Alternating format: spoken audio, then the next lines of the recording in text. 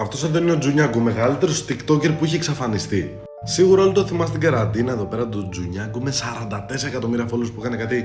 Let it go! Σίγουρα το θυμάστε. Όπως βλέπετε όμως, το τελευταίο του βίντεο είναι από το 2022 που έχει εξαφανιστεί. Εγώ βρήκα και θα σας πω τώρα. Πριν σας πω, μάγκες μου, άμα θέλετε, πατήστε εδώ πέρα το follow για να με βοηθήσετε. Είμαστε δίπλα από τα 380k. Θέλουμε 5 followers κάπου εκεί. Οπότε πατήστε το follow για να βλέπετε και άλλα τέτοια βίντεο. Λοιπόν, ο Τζουνιάγκο, όπως λέγεται, δεν νοιάζεται καν πια για το TikTok. Δηλαδή το χρησιμοποιεί μόνο για να βλέπει κοπέλες.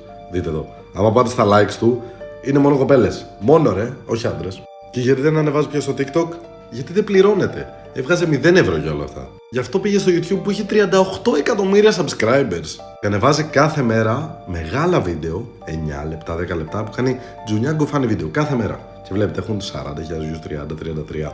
Για να καταλάβετε λίγο, από αυτά τα βίντεο που είναι 30.000 views στην Ελλάδα, μπορεί να βγάζει 60 ευρώ κάθε βίντεο. Και σκεφτείτε εκεί πλέον παραπάνω. Οπότε, άμα πούμε 60 στη χειρότερη, 60 ευρώ κάθε μέρα το νέο βίντεο και τα παλιά. Τέλος πάντων. Ότι πας απλά πήγε YouTube για να βγάλει πολλά λεφτά και respect the hustle. Ποιος το θυμάται από την καραντίνα, πείτε μου κάτω στα comments.